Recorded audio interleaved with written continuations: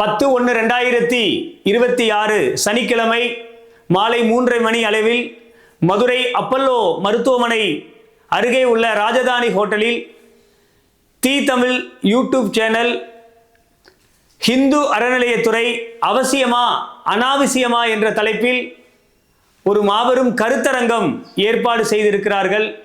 முதலில் ஹிந்து விரோத போக்கை கடைபிடிக்கிற இன்றைய சூழ்நிலையில் இந்த விவாதத்தை கருத்தரங்கை ஏற்பாடு செய்திருக்கிற தைரியம் மிகுந்த தி தமிழ் யூடியூப் சேனலுக்கு மனமார்ந்த நன்றி.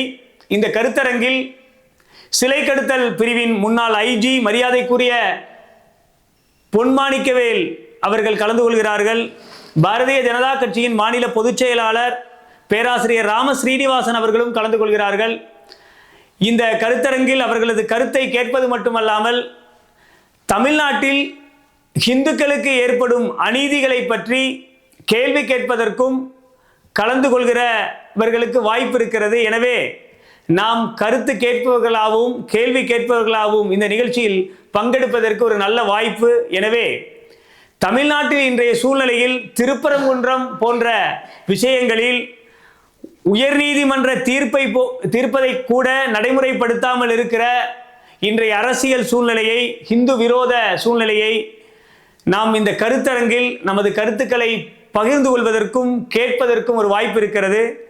நானும் இதில் கலந்து கொள்கிறேன். நீங்களும் கலந்து கொள்ள வேண்டும் என உங்கள் அனைவரையும் அன்போடு அழைக்கிறேன். வெற்றிவேல் முருகனுக்கு அரோகரா.